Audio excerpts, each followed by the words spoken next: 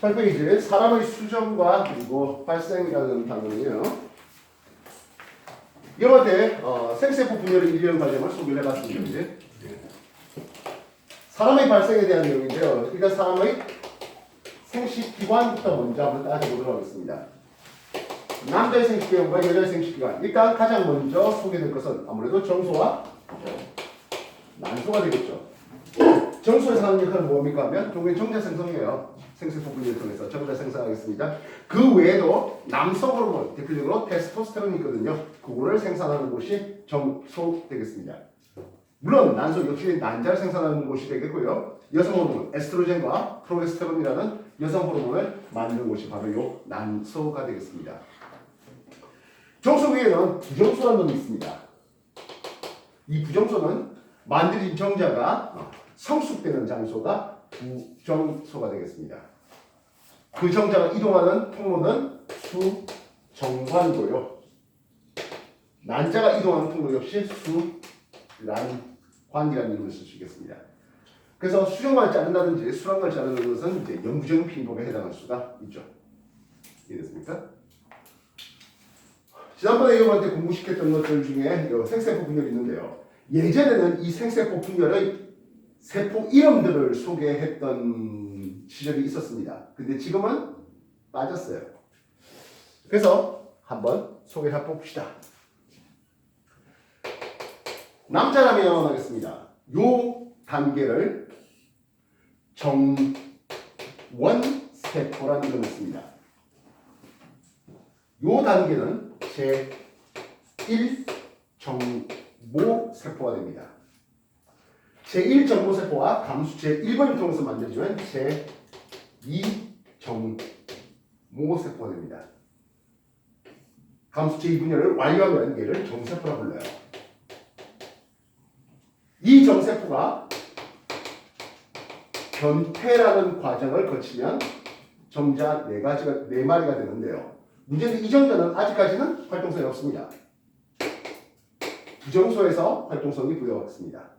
이해되시겠습니까?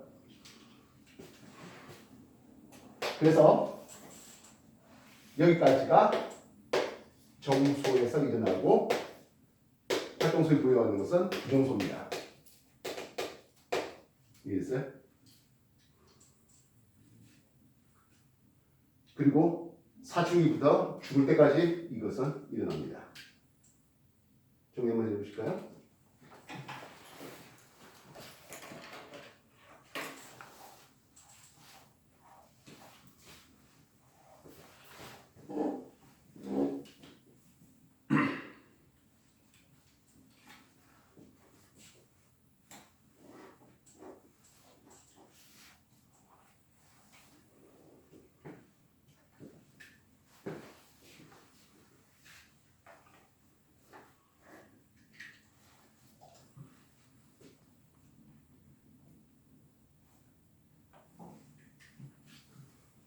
하지만 이런 내용은 일반 교재에서 이제 더 이상 안 나와요.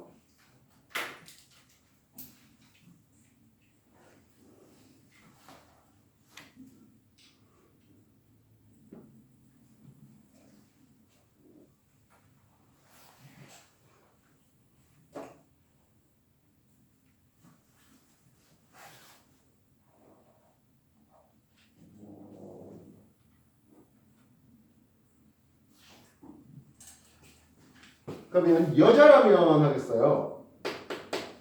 여자라면 정원세포에 대응하는 난원세포가 있겠고요. 제1정모에 대응하는 제1남모세포가 있습니다. 그렇다면 제2남모세포가 있어야 될 텐데요. 여자라면 남자의 행동과는 좀 다른 패턴을 보이게 됩니다. 굉장히 큰 제2남모세포와 굉장히 작은 제1 극체로 그렇게 감수체 1분열이 이루어지게 됩니다. 그리고 감수체 2분열을 통해서 난세포와 굉장히 크기가 작은 제2 극체가 되는 것을 볼 수 있습니다. 즉 정자 만들 때는 세포질이 균등한 배분이었다면 난자 만들 때는 세포질이 불균등한 배분이 일어납니다. 물론 정자에 비해서 난자의 크기가 훨씬 크고요. 여기는 나중에 초기 발생, 지금 우리가 사람의 생식기관 사람의 발생에 대해서 배우는데요. 수정란의 초기 세포 분열을 발생이라는 이름을 씁니다. 그 발생 과정에 필요한 양분, 발생에 필요한 양분을 저장하기 위함입니다. 굉장히 자주 나오는 오답이 있어요. 난자의 크기가 이렇게 큰 이유가 무엇입니까? 또는 난자를 만들 때 세포질의 불균등한 배분이 일어나는데 그 이유가 무엇입니까? 근데 굉장히 자주 나오는 오답 멘트입니다. 수정에 필요한 양분을 저장하기 위함이다. 정답이라고요? 오답이라고요. 알겠어? 수정에 필요한 양분은 아니에요. 시험에 굉장히 자주 나오는 오답 멘트예요. 수정에 필요한 양분이 아니라 초기 발생에 필요한 양분. 알겠습니까? 보충 알고 보면 난자의 크기가 정자보다 훨씬 큰 이유 하면서 발생에 필요한 양분을 저장하기 위함이다가 보충자를 하나 있습니다. 알겠어? 기억해놔라. 수정에 필요한 양분 북. 오답 밟지 말고 정리하세요. 이거 하나 더 합시다. 난원에서 제1난무 되는 것은 여자아이가 태어나기도 전에 태아기 때 일어납니다. 다시 말하면 여자아이는 태어날 때 제1난무를 가지고 태어납니다. 난원세포는 없습니다. 제1난무가 제2난무가 되는 이 부분은 난소에서 일어나고요. 그리고 사춘기부터 폐경기까지 일어납니다. 실제로 요 제2난무 세포 형태로 나오는 요 과정이 배란 과정입니다. 그 다음 이 제2난무로 배란된 게 정자의 침입을 통해서 화학적인 자극을 받으면 그때부터 감수체 2분열 하게 되는데요. 그래서 일어나는 장소는 난소에서 일어나는 게 아니라 이제 난자 이동하는 통로 수란관에서 일어납니다. 정자의 침입이란 자극이 필요하다 했습니다. 이래서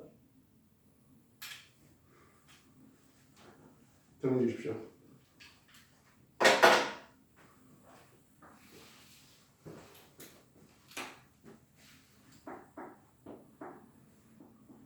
마침내 시중에 일반 교재는 없는 거예요. 이거 이 내용이 2012년까지 가르쳤다가 이후부터는 빠진 내용이에요. 졸립니까? 잠이 와요?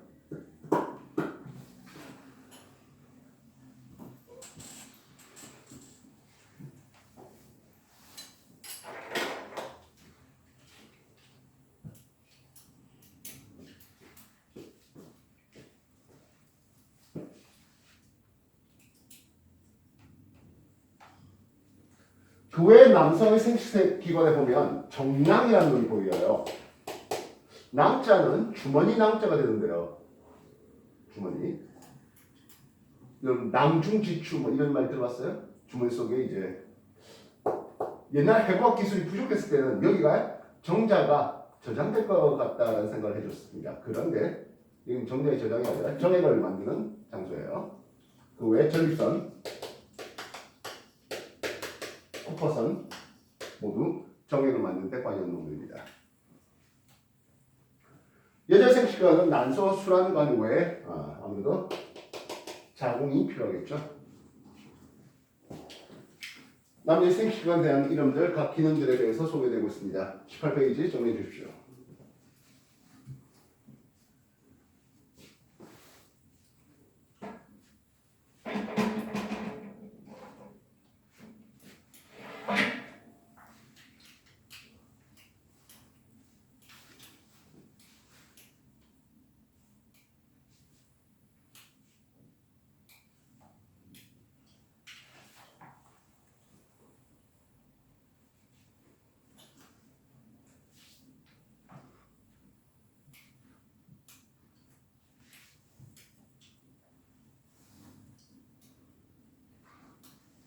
다 보셨습니까? 자, 난자 속으로 정자의 머리가 이제 들어가게 되는데요. 정자의 머리 속에 들어있는 바로 DNA 염색체, 요것들이 난자의 DNA 염색체와 이제 합치게 되겠죠. 그렇게 해서 수정란이라는 게 만들어집니다. 핵상은 이엠입니다.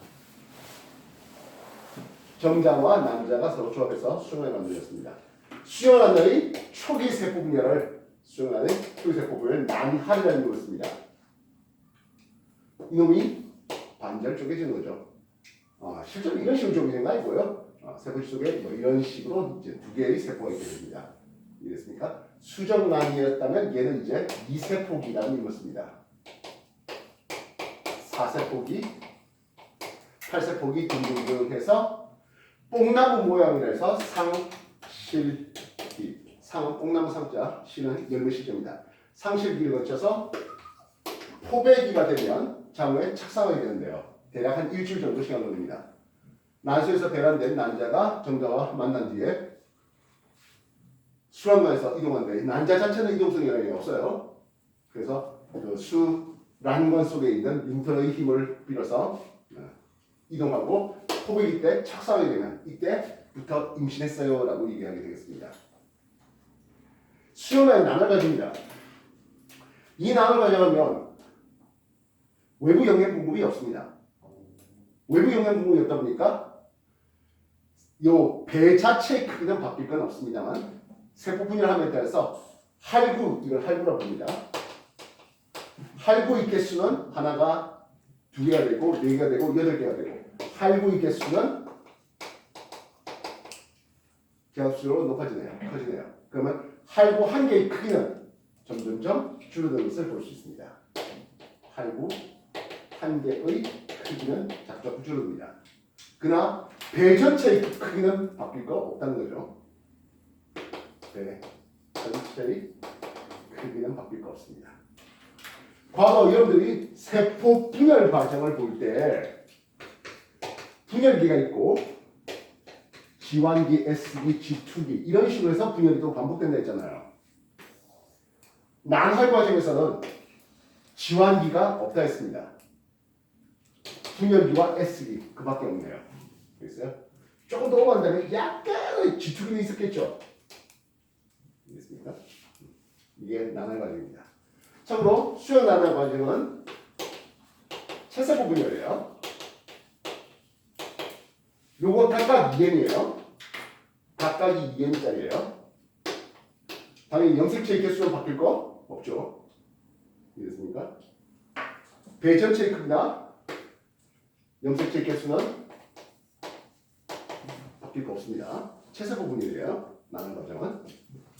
정리해 주십시오.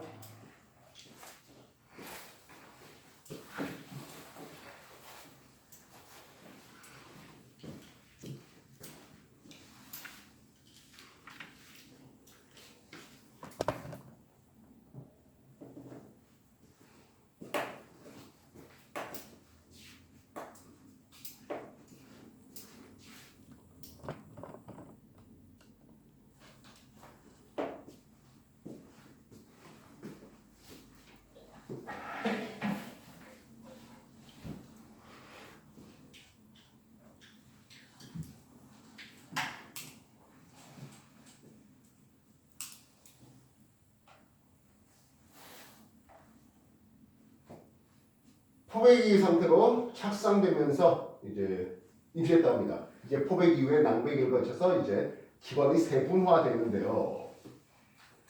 이게 기관이 세분화되면서 대략 한 2달 정도 될 때까지는 대학이라고 쓰고요. 기관이 어느 정도 만들어진 뒤에는 태학이라는 이름을 씁니다. 모체와 태아 사이에서는 태반을 통해서 물질 교환이 일어납니다. 이때 혈액이 직접 섞이지는 않습니다. 모체 쪽에서 오는 여기는 동맥혈이 되겠죠. 산소 풍부한. 모체 쪽으로 다시 되돌아나가는 여기는 정맥혈이 됩니다. 그래서 모체 쪽에서 태아 쪽으로 산소가 넘어가게 됩니다. 반대로 아들 태아에서 모체 쪽으로 이산화탄소가 넘어가게 되겠죠. 산소가 넘어가겠습니까? 영양소도 넘어가야죠. 이산화탄소뿐만 아니라 노폐물도 태아의 노폐물도 넘어가는 것을 볼 수 있습니다. 즉 태아는 혈액이 이렇게 오는 과정에서 정맥혈이 동맥혈로 바뀌는 과정을 볼 수 있다고요. 반면 모체에서 태아로 넘어가지 못하는 것들이 있겠네요. 혈구가 못 넘어갑니다. 혈구가 직접 넘어가지 못합니다. 그 외에 세균이 넘어가지 못합니다. 반면 모체 쪽에서 태아로 약물, 모체가 먹었던 약물이 넘어갑니다. 술, 알코올을 비롯해서 넘어갑니다. 그 외에 바이러스는 넘어갈 수 있습니다. 세균 사이즈가 커서 태반을 건너가지 못하는데 바이러스 넘어갑니다. 이해됐습니까? 그리고 이후에 약 260일 정도 시간 지난 뒤에 출산하게 되겠네요. 예, 그런 과정들이 19페이지에 걸쳐서 정리되어 있습니다. 간략히 한번 더 봐주십시오. 지난번에 배웠던 세포분열, 채소분열, 염색체 이게 훨씬 더 중요한 부분이 되겠어요.